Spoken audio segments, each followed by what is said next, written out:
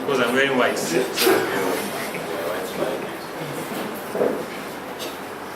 Okay. For the second split, I want us to consider what I've got from James 3 and what were inspired by the message I had last week. Well, by God, was encouraged by the message I had that Mr. Lawal spoke about last week, which is knowing when to be silent, when to be quiet. But that's not the message. The message, the title of what I'll be speaking on today is Taming the Tongue.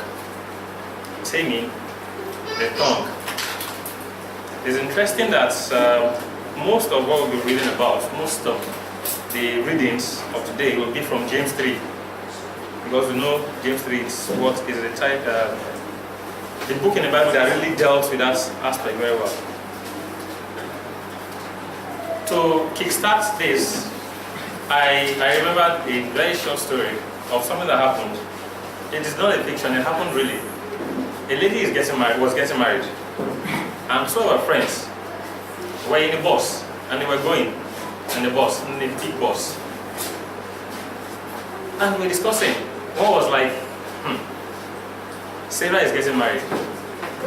Actually, the name there is the name of someone here, so I'm going to change it. Sarah is getting married. She does this, she doesn't know how to cook, she doesn't know how to make the house. The other one was like, oh, so is that the only money here? What I heard is that she spends faster than she earns.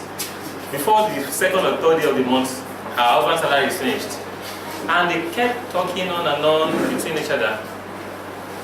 And then suddenly spoke up a woman behind them, saying, ladies, thank you very, very, very much. I appreciate all this information you've given me. The husband, Mary's... Sarah.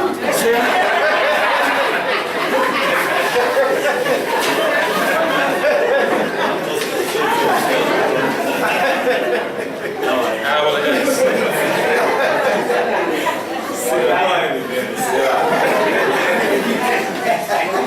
Sarah, I want to say Sarah. Sarah's husband should be, his name was Richard something. And the woman behind just spoke up and said, I am Richard's mother. Thank you very much for all these things you told me. Now I'll call up the wedding. I cannot sit down and allow my son to marry someone with that kind of character.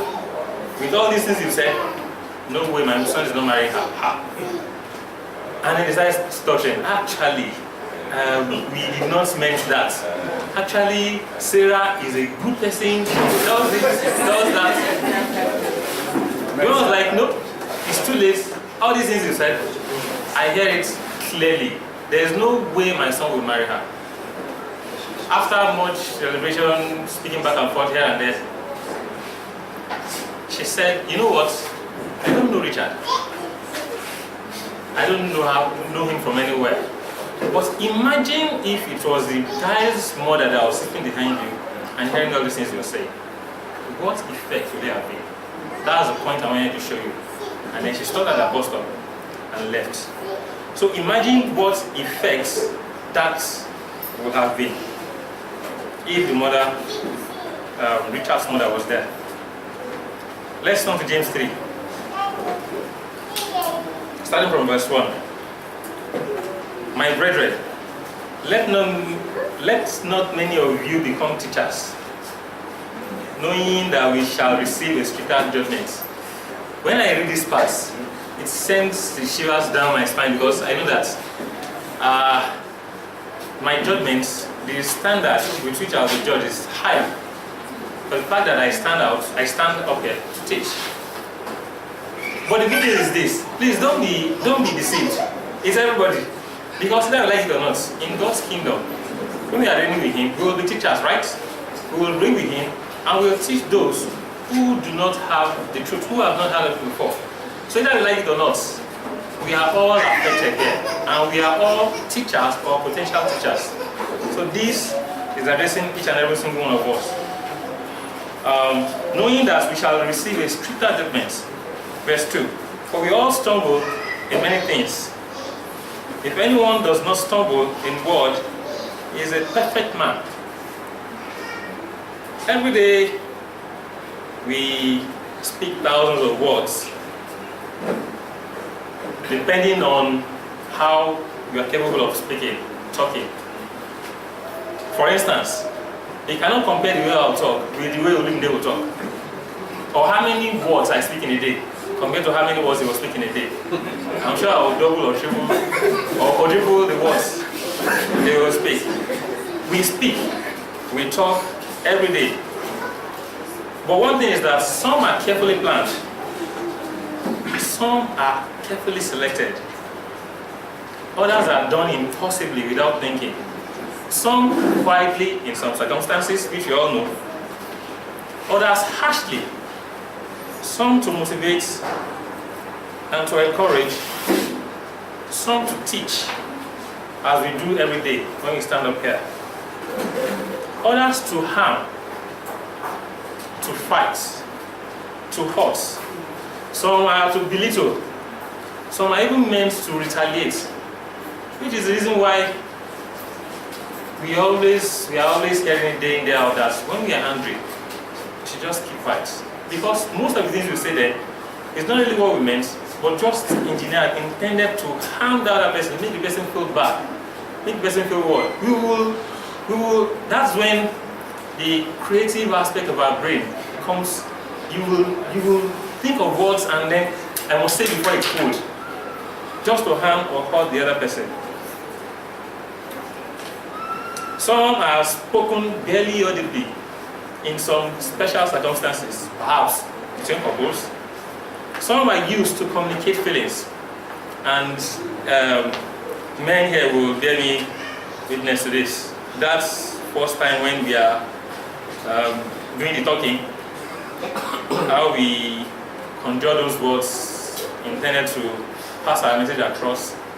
Some are longer, some are short. At times it will take some days, at times some minutes.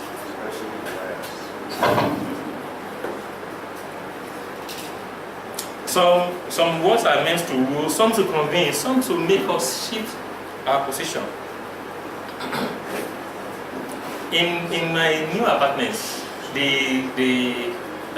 my co-tenants held a meeting, and I noticed something in the meeting. It was one man that was speaking all the time. And now,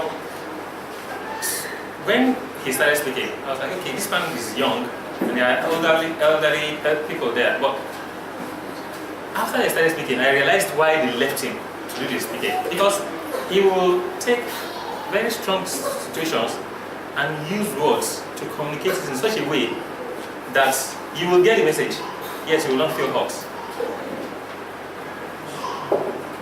That's a gift. That's a skill we should all learn. At times, we communicate through body language, and lately, through American Sign Language. It's still a form of communication, as long as we are talking and the next person is hearing. For we all stumble in many things. If anyone does not stumble in word, he is a perfect man, able also to bridle the whole body. When we stumble, it's usually very embarrassing. I remember some time ago when I was writing my wife, and I was late for class. And I was running to the exam hall. I saw a thread far off, and I figured, I was running, and I figured when I get there, I'll just use my hand to realize and I'll run on that. Lo and behold, I was wrong. The thread caught me here and I fell hard. The first thing I did was to look around. Can anybody see me? That's the same thing that happens when, as we fall down or we stumble or we lose our balance. It's really embarrassing. For that minute, second, you feel embarrassed and then we look around. The same way, if we stumble in several things, it is embarrassing. In character, or if we stumble in our character, it's usually very, very embarrassing. And we work on it.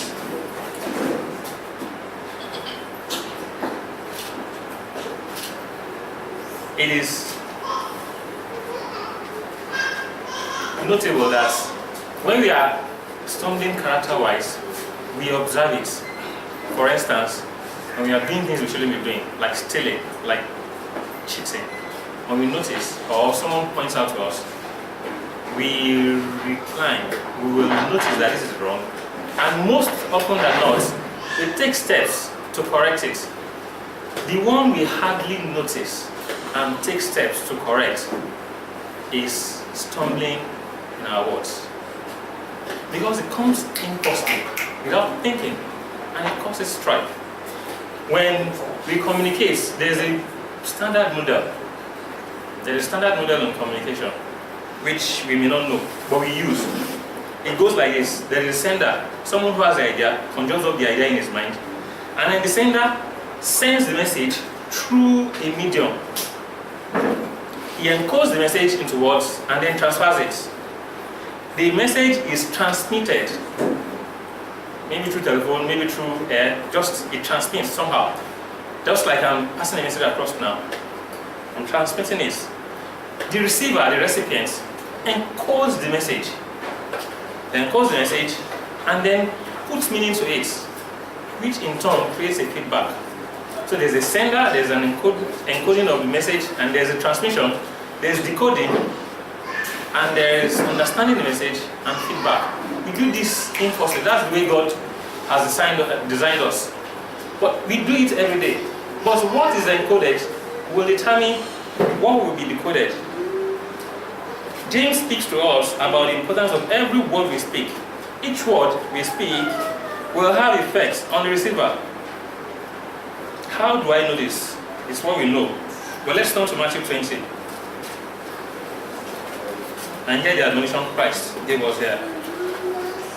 Matthew 20. Starting from 20.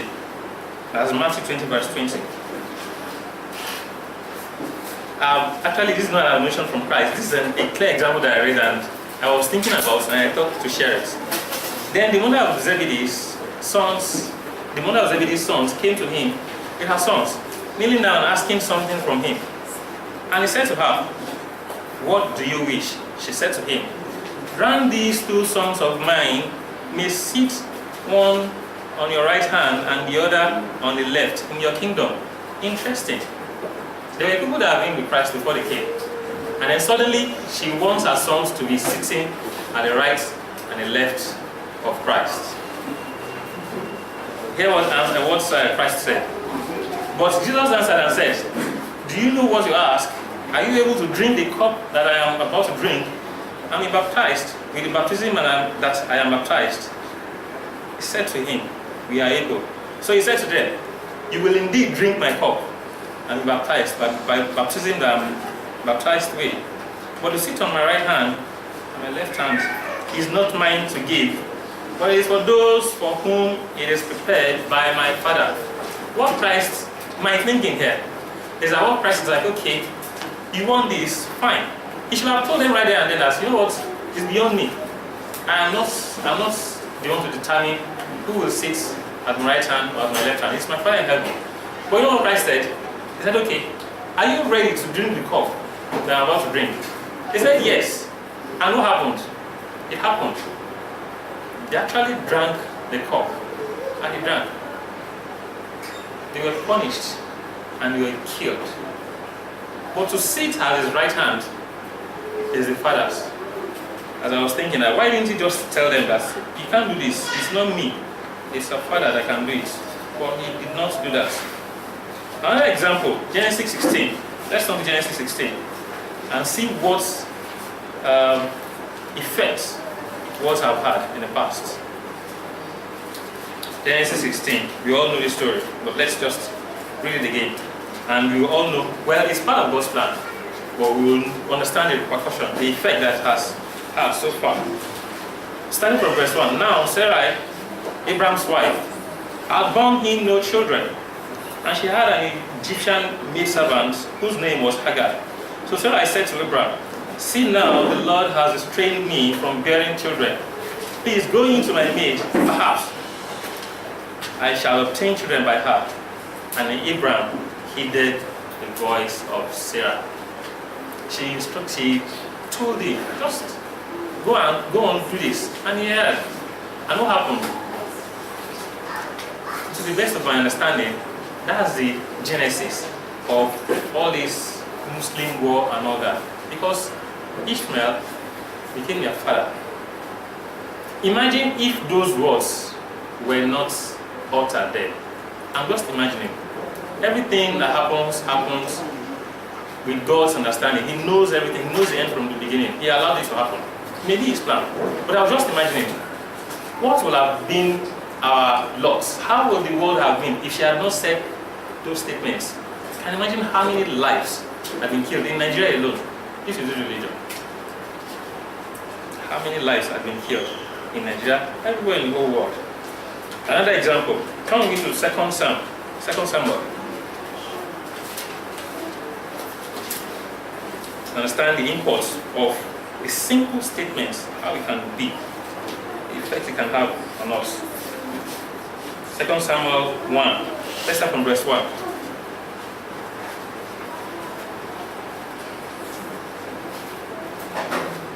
Now it came to pass, after the death of Saul, when David had returned from the slaughter of the Amalekites, and David had stayed 2 days in Ziklag, and the third day, behold, it happened that a man came to from Saul's camp, and his clothes torn and dust on his head. So it was when he came to David that he fell to the ground and prostrated himself. 3. And David said to him, where have you come from? So he said to him, I have escaped from the camp of Israel. And David said to him, how did the matter go? Please tell me. And he answered, the people have fled from the battle. Many of the people are fallen and dead. And Saul and Jonathan his son are dead also. 5. So David said to the young man who told him, how do you know that Saul and Jonathan his son are dead? Then the young man who told him said, as it happened by chance, I just imagine how he relayed the story. Knowing the background that David always running away from Saul and trying to escape from him, and knowing fully well that he's been anointed, and that normally, humanly speaking, David will be happy, will be jealous to hear the death of Saul. Continue. As I happened by chance to be on Mount Gilboa, there was Saul leaning on his spear, and indeed, the chariots and horsemen followed hard after him. 7. Now when he looked behind him, he saw me and called to me, and I answered, here I am. And he said to me, who are you? So I answered him, I am an Amalekite. Notice verse 1. Now it came to pass after the death of Saul that when David had returned from the slaughter of the Amalekites, and he said to him, I am an Amalekite. 9. He said to me again, please stand over me and kill me, for anguish has come upon me, but my life still remains in me. So I stood over him and killed him, because I was sure that he could not live after he had fallen.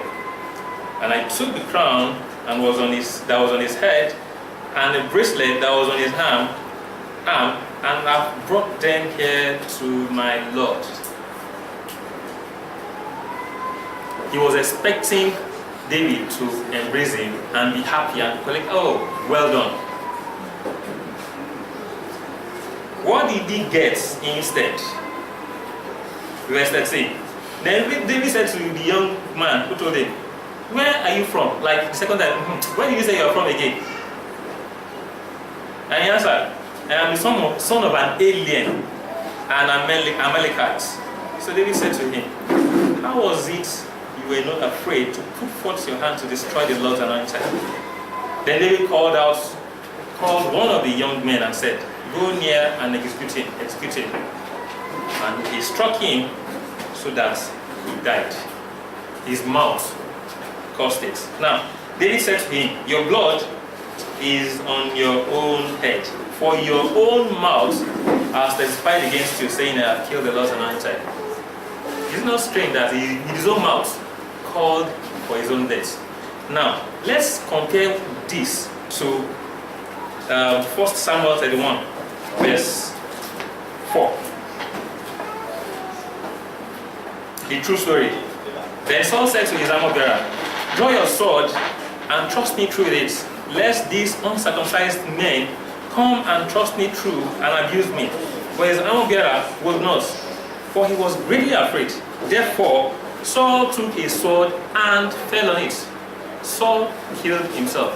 The Amalekites perhaps was there, saw the crown and ran to David and said, I killed him, seeking cheap glory.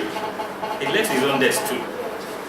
So we have these examples as for us to read and understand what imports we can do, or what kind of thing that can be caused by the words we speak.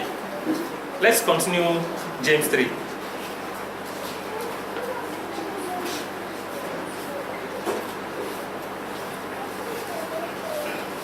James 3.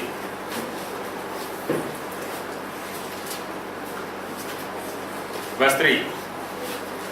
Indeed, we put bits in horses' mouths that they may obey us, and we turn their whole body. We all know, even though I doubt many of us have had or owned a horse before, I know that when I was young, my dad used to take us to Bar Beach, and they would take us on a horse and we'd be so happy to take pictures. And imagine how big a horse is and how strong they are. With a horse, with their kick, they can kill. Horse can run for hours. They are so strong, yet once they are bridled, they can be controlled, and they will be controlled. Verse 4. Look at the ships. Although they are so large and are driven by fierce winds, they are turned by a very small rudder, wherever the pilot desires. 5. Even so, the tongue is a little member and boasts great things. So, see how great a forest a little fire kindles. We don't have wildfire in Nigeria, but I've seen several locations on the maybe internet or documentary, and you see how devastating it is. How much effort that is put into it to kill it. That's the kind of effect. And it destroys. Wherever it touches, it destroys completely and moves on. It moves very, very, very fast. That's what James is likening to power of the tongue here. What we do with our tongue, what it's capable of doing. It destroys in such a way that it will take efforts, extra efforts to curb it or to control it. There is a story that I'm about to read, that I want to read out to us here, of a lady called Karen Carpenter. She was an American singer and a drummer. Though she's an excellent drummer, but her vocal skills, her vocal exploits gave her more fame. Karen had a fame. She had fame. She was very popular. But she suffered from a disease called anorexia nervosa. I hope I am pronouncing it right. Anorexia nervosa, which is a eating disorder, and died at the ripe age of 32 from heart failure resulting from her illness. Upon interrogation, years after her death, as per what was the cause of her ailments, it was found that a reviewer years ago had referred to her as Richard's chubby sister. I don't know who Richard is. I don't know what Richard's chubby sister is. But what I know is there was negative statements implying that she's too chubby. And then she took it to heart. And then she started reducing how she eats, what she eats. To the point that even though she had so much fame, she had so much skill, she died at the age of 32 due to one careless statement that was made some years ago.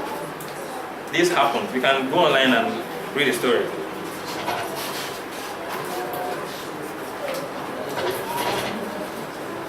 Even so, the tongue is a little member and boasts great things. See how great a forest a little fire kindles. We heard of the story of, like we read earlier, Abraham and Sarah. We heard of the story of the Amalekites that went to get cheap glory and went to kill himself. And there are lots and lots of tons of stories like that. So the question we should ask ourselves is this: what kind of fruit?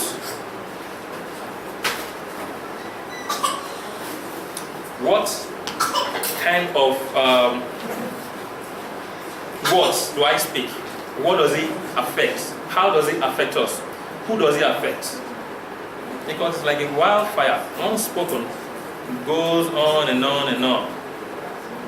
We hear of a Yoruba adage that says the word is like an egg. Once it breaks, once it gets out of our mouths, it breaks like an egg. Once an egg breaks, not boiled egg, raw one, there's no way we can amend it. It has gone out, and it will continue traveling. That's how strong words are. Powerful men in history have understood and used this for motivation. We have several stories of how it's been used for incitement. I'm sure we've seen movies before. For example, Troy.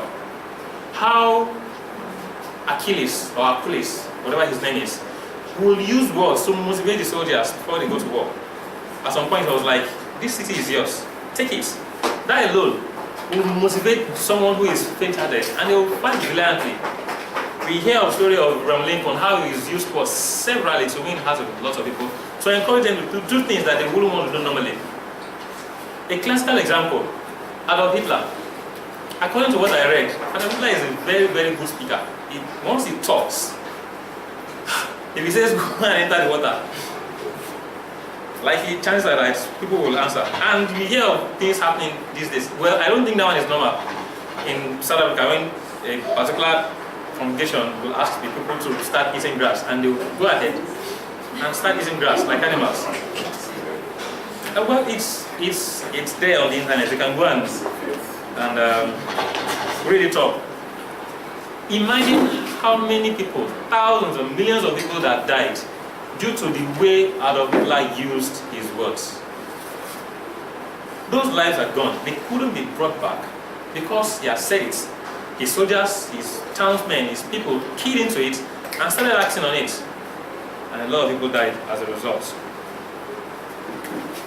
If we can be conscious of the full effects of our tongue, we will make efforts and we will pray to God to help us use it wisely in such a way that we will produce good speeches, encouraging ones, positive ones, and not negative ones.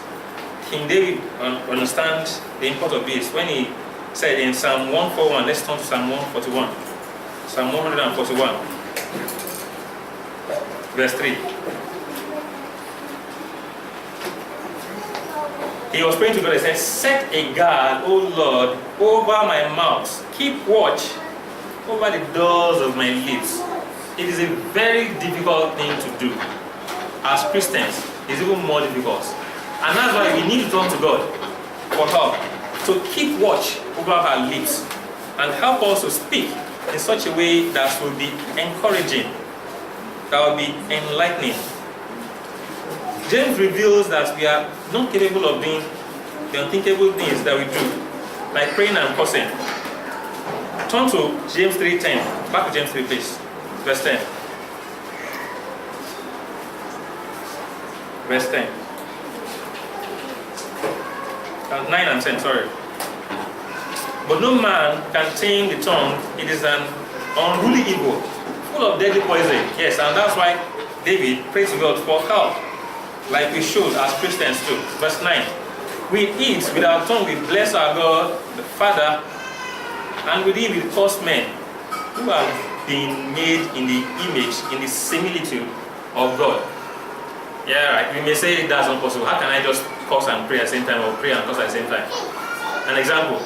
You are going somewhere, like for instance an interview, and you are driving very fast. And then at that point, that's one downfall driver decides to stay in front of you to pick passengers. Imagine what will come out of your mouth. I'm not going to say it, but you can all imagine it. We've all been there. And then immediately the guy parks, we down the trouble again and say, God, please let me meet there on time. After cursing just about a few seconds ago, and then praying to God again, it's contrasts. And James is telling us that, but God is telling us through James that we should be careful and choose what fruit comes out of our mouth. We can't be hot and cold. You have to choose one consciously and make efforts. Do I want positive words, prayerful words, encouraging words to keep proceeding from my mouth, or is it the other one? Luke 6. Turn with me please to Luke 6. Luke 6, 43. Luke chapter 6, verse 43.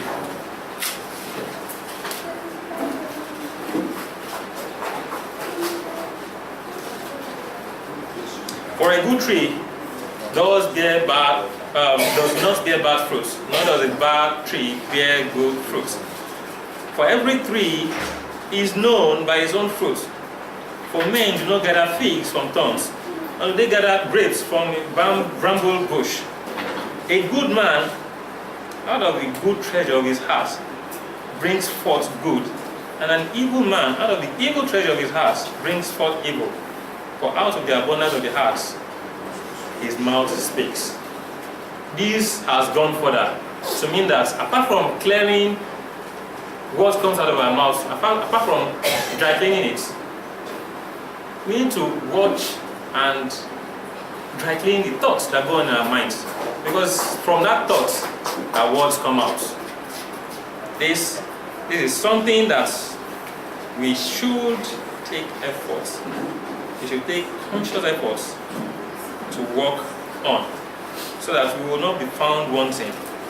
Verse 11 of James 3.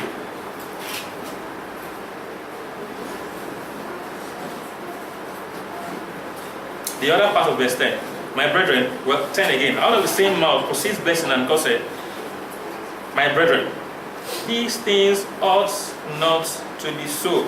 If we pray to God, we should keep our mouths in such a way that will be acceptable to God. Verse 11. Does a spring send forth fresh water and bitter from the same opening?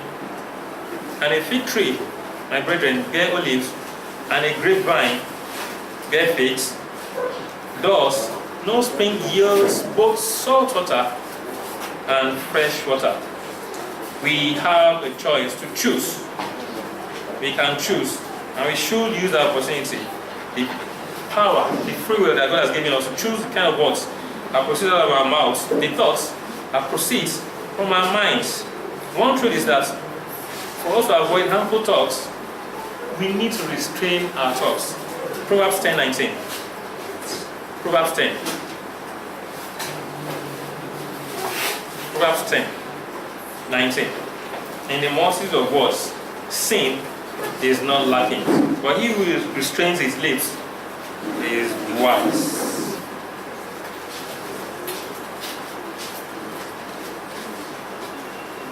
So therefore, brethren, we should be careful of talking too much, because when we talk too much, then sin is not lacking. As a matter of fact, I feel like I should stop talking because I've said too much already. But the point which we are all getting is that we should be careful of speaking in such a way that will harm others. We should be careful as people of God, as people called out by Christ, by God, to reign with Him in His kingdom, as teachers. We should be careful how and what we say. If we cannot, I read some points online that talked about this. There are 3 points. The first goes thus: never say anything about someone that you would or cannot say to their face. Secondly, never say something negative about someone except they are there to respond. And while at it, let us be cautious. Thirdly, refuse to listen to someone else's gossip. This may be difficult because as humans we like hearing stories, and information is power. Everybody wants to get information, so you just listen to thoughts. But the point is this: if I'm gossiping to you about someone, you can rest assured that I'll gossip about you to someone else. The same way, if I tell lies to you, or like by telling lies to someone and you notice that I'm telling lies to someone, chances are that I would lie to you too also. All about the way we use our tongue. In Abuja, when I was practicing in a firm, I had a friend whose name is David. David is a clear example of what Mr. Akimo refers to lawyers as. Except me, I don't care. David, he has that skill on his feet. He can conjure up stories in such a way that you'll be like, wow. There was a day in court, he was supposed to file a particular process, a particular document, and he refused. In the office, we told him, David, go and file this thing. Do it, don't worry. We'll find a way around this. Lo and behold, they came, and he couldn't finish. He was in court. I was like, my lord, I'm not the lawyer handling this matter.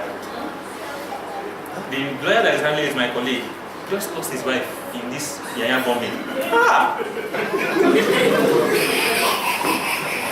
We that were there were like, what? But we couldn't say it. The judge was like, wow, my condolences. The other party, the other lawyers, they knew. They were like, my lord, this guy is like, the judge said, will you shut up? Don't you have human feelings? Like, wow. Funny thing is, it was early that I knew that lawyers could be violent. They waited for him. After leaving courts, they accosted him outside, and then the very, very lazy guy who doesn't know how to fight. The only thing he has is mouth. He ran inside, sped up. But the point is this, he used this so skillfully in such a way that he swayed everybody, except those of us who knew him very well. But ever since then, if David tells me anything, I will look and look at that. Okay, one way or the other, I'll try to verify. Because that's the way it is. The same way we gossip. If we gossip to someone, that we will gossip about that same person to someone else. For Christians, recently I had some friends in one church and we were talking about gossip. And they told me the way they go about it is a sophisticated way. They call it prayer requests. They were like, prayer request for so and so, sister, so and so, who has done this, and they go all the way and say everything about that person. They forget about that prayer. For prayer requests, just point is enough. You don't have to go all the way. Brethren, when we are about to say anything, when we are about to talk, let us ask 3 questions. What I'm about to say, is it true?